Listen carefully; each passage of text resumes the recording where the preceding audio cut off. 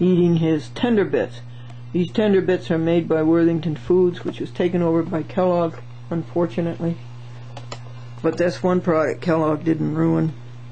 Kellogg, of course, would take out the good ingredients, put in cheap ingredients, and put the money in their pocket. I have to talk to the Joy Book. I have to look to God, and I'll be back. Oh, you heard that the Pope caught the bird flu? He got it from his cardinals.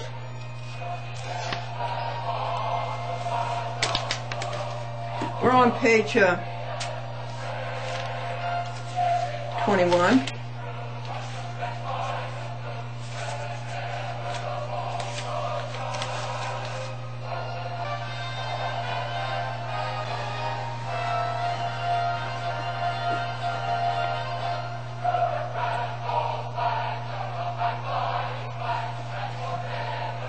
Peace may you wait, I can help my mom, home of the free and the brave. It used to be true. Okay, page 21.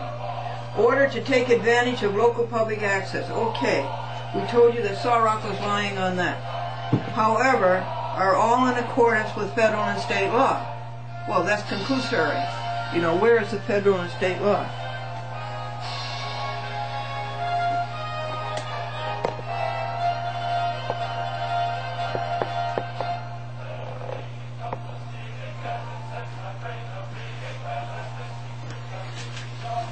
I think this is a memorandum of law. Isn't that what he called it? Well, where's the law? Now, he writes 3 lies in 1 sentence. And we have to catch him phrase by phrase now. I was cutting out 1 sentence at a time and refuting it, but now I have to cut out phrase by phrase. And he's written another wrong, a run-on sentence, and that's E for illiteracy. And what are the federal laws, and what are the state laws? And this is Saw Rock lie number 28. The fact that Glendora is aware of the legality of the local sponsor requirement. A, this is Saw Rock lie number 29. Glendora is not aware of it.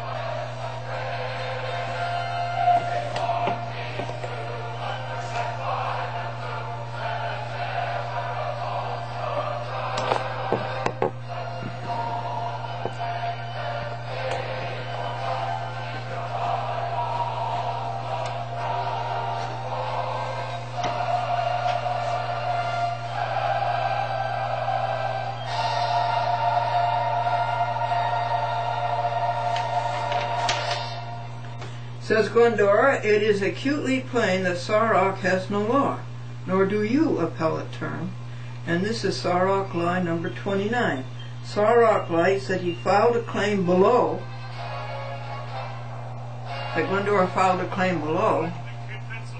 She filed a claim below and she filed it above. And the appeal herein.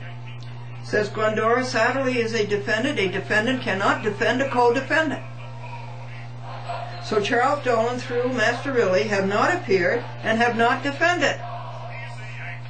At best, Saw Rock Satterley appear pro se. Saw Rock is really here only for Satterley, the liar for hire law firm.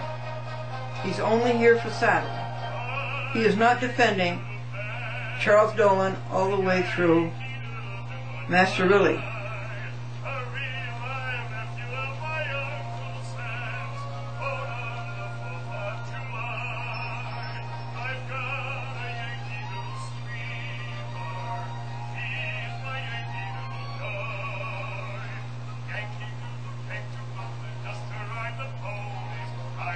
Jimmy Cagney, who lived in Stanfordville. Glendora's constitutional rights are being violated. No law. This is a memorandum of lawlessness. This is not a memorandum of law. There is no law. And where was Sarok at oral argument November the 1st, All Saints Day, to say any of this? He did not appear at the oral argument. I don't think he has standing to write this paper. He did not appear at oral argument. Now we go to Sarok's statement, the decision. After hearing oral argument on June the 22nd, 2004, Judge Vogt properly dismissed Glendora's complaint. This is an out-and-out lie. That was not an oral argument. It was a scheduling conference. And I had to pay $95 for the minutes to show the appellate term that. And Sarok is what? Out and out lying again. He saw the minutes. It was not oral argument. You see how they lie? It was nothing but a puny scheduling conference, which was all illegal. Why was it illegal? Because that's not what small claims is about. Vogt didn't know enough to have a trial. Instead, he did extended motion practice for over a year. That is not small claims. And that's a violation of Uniform Justice Court Act. Uniform Justice Court Act. UJCA of 1975. Small claims. Vogt did not know enough that he had to have a trial, and he wallows in extended motion practice, which is totally forbidden in small claims. Let me go back to the other point. The decision. After hearing oral argument on June 22nd, 2004, you understand it wasn't oral argument, it was just a scheduling conference about the illegal motion practice. Vogt properly dismissed Glendora's complaint with prejudice, finding that plaintiff has failed to meet her burden of... Look at that. You can't even finish the sentence. Already it's 4 lies. Glendora showed all what Vogt did hardly fulfilled the definition of oral argument. It was a $95 minutes expose that Sarok lied number 30. Vogt adduced no grounds, law or facts for his aculeate toss-out. Vogt had bad parents. They never taught him right from wrong. He cheated. He violated Glendora's constitutional rights. Sarok had bad parents, just like Vogt. And so Sark goes on with proof and established that she is entitled to damages. Well, Vogt is all wrong, and Vogt lies just as badly as Sarok. Acumen is noticeably AWOL. Vogt, like most of you, has an axe to grind and will readily sell his soul to do it. Sarok says, dismiss claims alleged against Patricia Langelotti in a related second action, and it wasn't a second action at all. So now how many lies are we up to?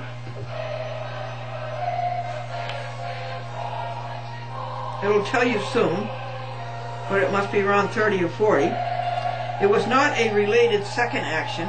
Langelotti was a defendant, and she was the last defendant listed in Glendora versus Charles F. Dolan and Cablevision Systems Corporation, and James Dolan all the way down through Masterelli, and then Satterley, the liar for hire law firm, and Robert Callaghy, the liar for hire who died. Now this was another inside deal with David Singer, another liar for hire, in which Glendora claimed that M.S. Langelotti broke an oral contract to sponsor her program entitled A Chat with Glendora. Sarok says in his April 1st, 2005 decision, Judge Vogt found that Glendora's assertion that defendant was bound by an oral contract is frivolous and without legal merit. Number one lie, it was with legal merit, and she was bound by an oral argument in New York State, she was bound by an oral contract in New York State, an oral contract is as valid as a written contract. And you notice that Voch's order came out on April Fool's Day. John M. Voch, Town Justice, Harrison, who should not be there. And there is no proof. Voch could not prove frivolous. Voch could not prove without legal merit. It was completely conclusory. The court dismissed this second complaint. That's another lie. It was not a second complaint. There was only one complaint. This is how stupid Sarok is. He can't read. There was only one complaint. He dismissed it with prejudice, and Glendora also appealed decision 2 herein. No such thing. I didn't appeal decision 2. There wasn't any decision 2. There wasn't any case 2. You see how they lie? Now this will go into the record. And this will be printed by West, all of these lies. There's no more truth in the courts. Now, is this the best that 4 years of law school can culminate? Sarok has not produced a law yet. It is a mere cascade of conclusories. And we go on to page 25, the Appellate Division.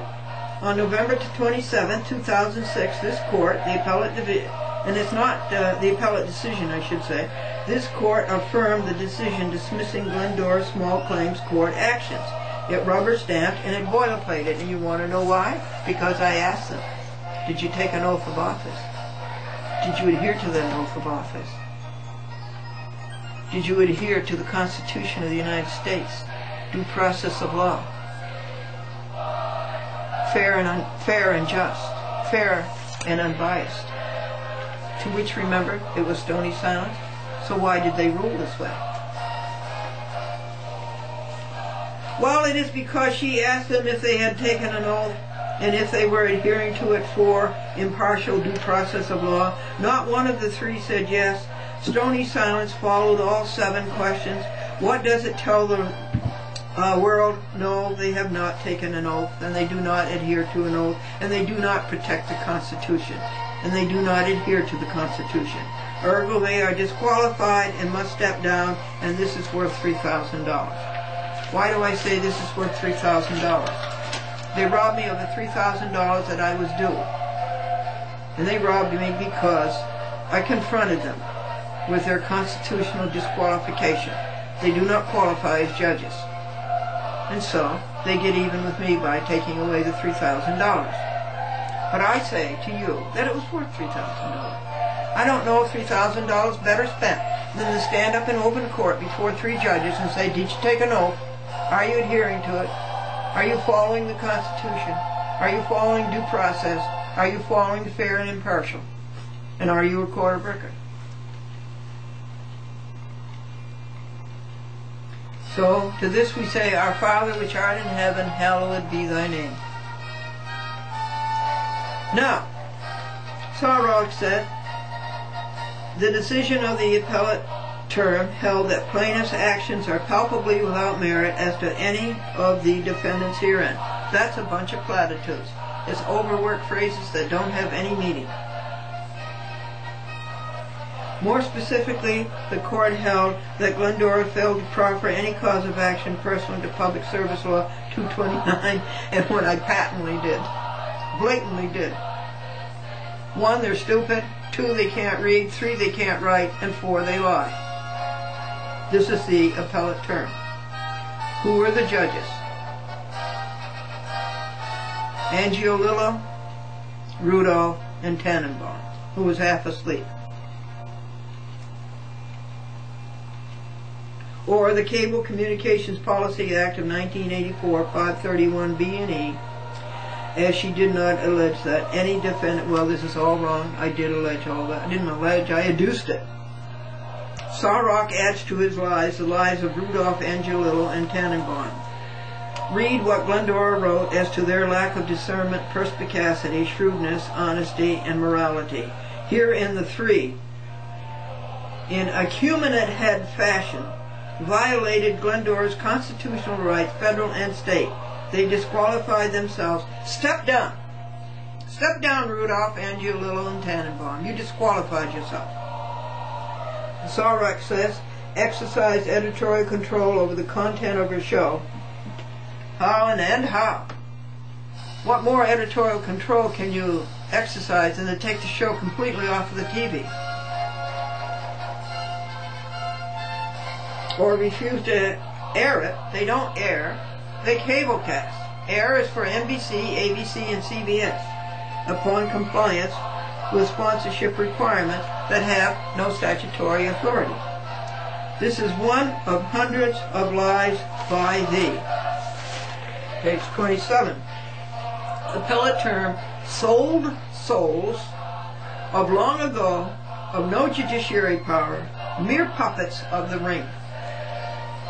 Sarek says the court also found that the Small Claims Court had no subject matter jurisdiction over her claims, as the Cable Act does not provide for money damages.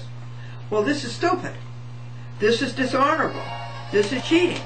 If these people could read and write, they would know that the Cable Act has nothing to do with the substantial justice of damages, the money these lawbreakers caused Glendora by chasing away her signers and costing Glendora hours, dollars, and urge to get new ones. I was not suing on the basis of the Cable Act of 1984.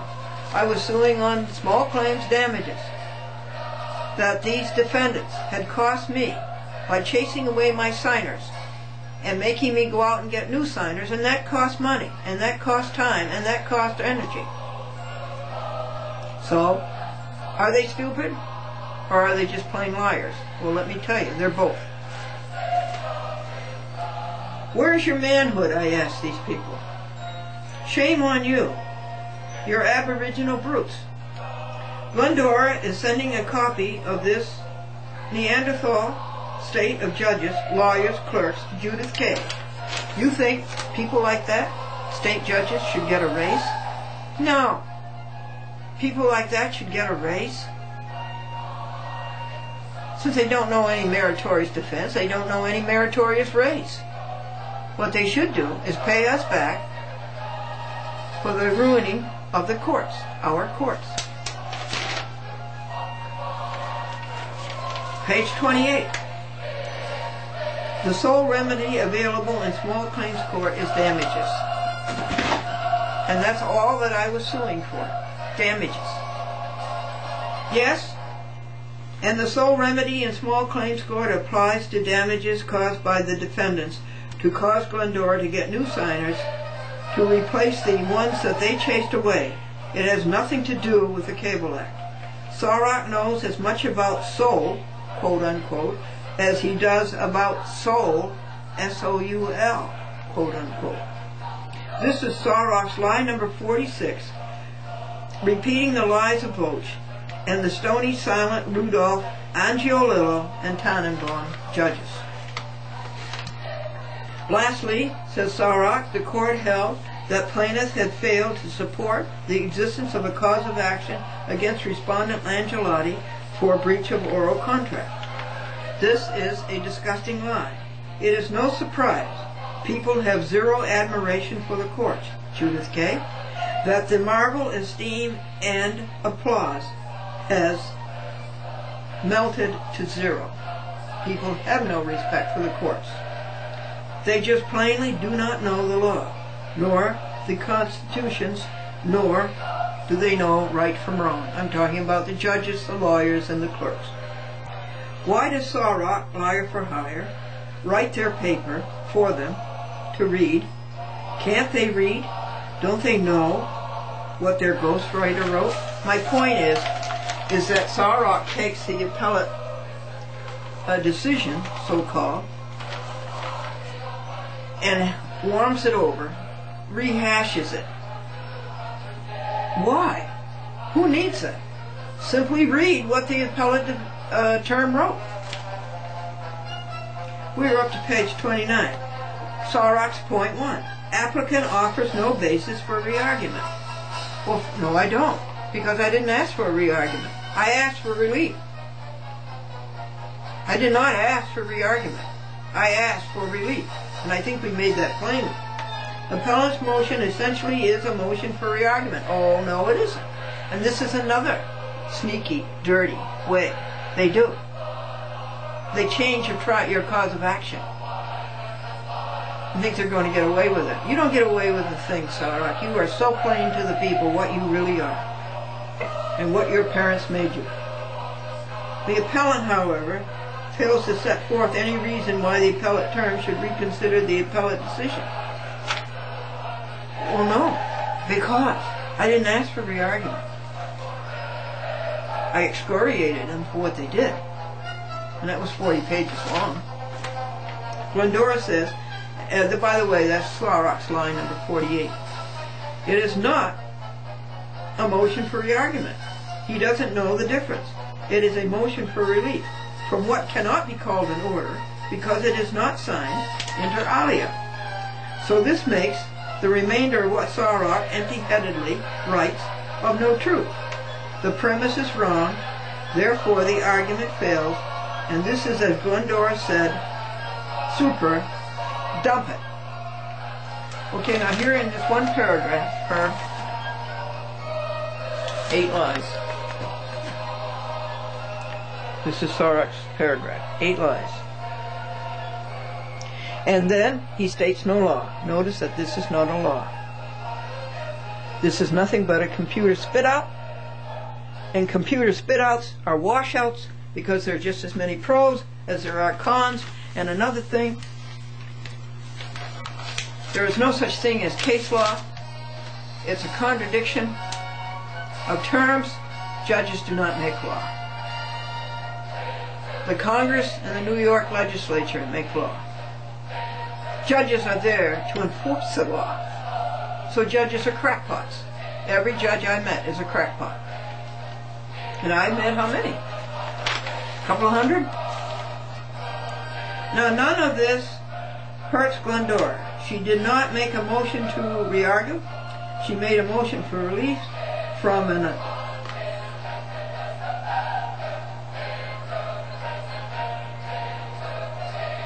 a bad paper of no signatures.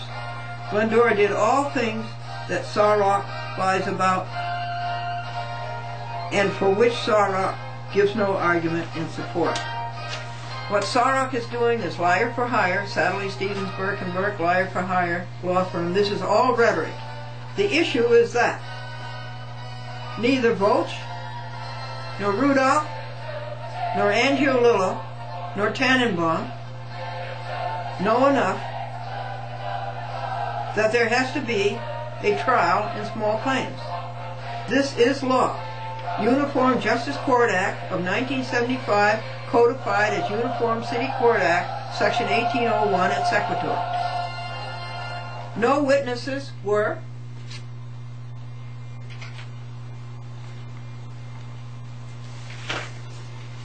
sworn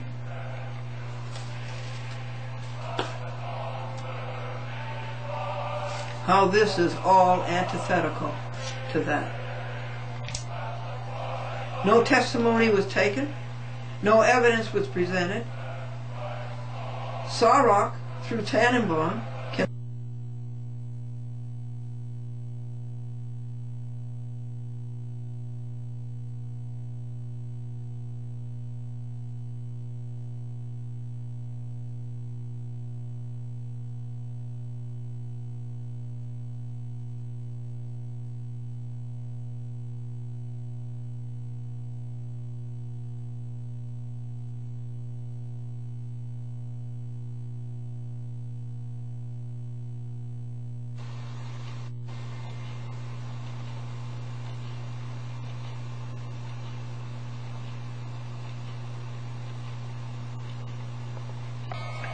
So this Sarah, Walter A. Sarok, a liar for hire, simply doesn't know the law. And in addition to that, he lies. And we were on page 33. And once more, Sarok is not fully aware of the facts and circumstances. He wasn't there when it happened. Everything he says is hearsay. And Glendora did not sue under the Cable Act. She sued in small claims for the hours, dollars, and herbs that the defendants had caused her, and this is damages. Nowhere does Sarok specify which Cable Act he has in mind. What is its code number? Sarok says, so you have to take this apart. You start out hoping that you can refute it paragraph by paragraph, but you can't. There's too many lies in one paragraph.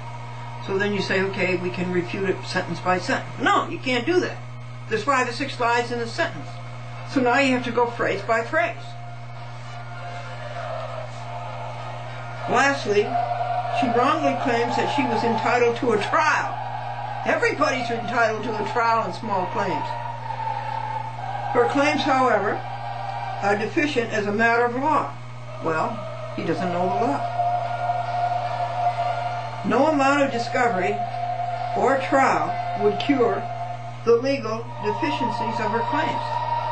Well, that's what a trial is for.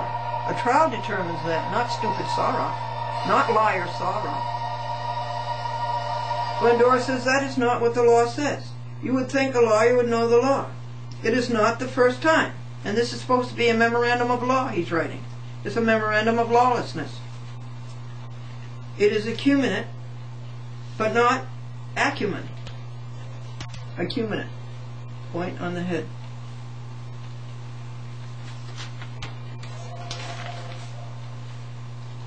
Small Claims Act allows limited discovery, but Rudolph, Angiolillo, and Tannenbaum with Ghostwriter do not know that. Sarok writes, properly denied in a summary fashion. Well, don't you know that in small claims there are no summary judgments? You have to have a trial. The litigants have to have their right to examine one another. Testimony has to be given, witnesses have to be sworn. Evidence has to be presented. This is what you call due process. John Vogt denied due process. John Vogt disqualified himself as a judge. He took, or he should have taken, an oath of office to protect and uphold the Constitution of the state of New York and of the United States. He's disqualified. Step down, John Vogt. You have disqualified yourself. John Vogt doesn't know due process. Summary judgments are not allowable in any court, but most definitely not in small claims court. But Sarok, Rudolph, through his ghostwriters, admits to the constitutional violations by Rudolph, Angiolillo, and Tannenbaum and the ghostwriters. He admits to them by saying summary judgment. Summary judgment is a denial of due process. Denial of due process is a violation of Glendora's constitutional rights. Sarok adds to the cauldron. Rudolph, through the ghostwriters, are liable to Glendora, and they are disqualified.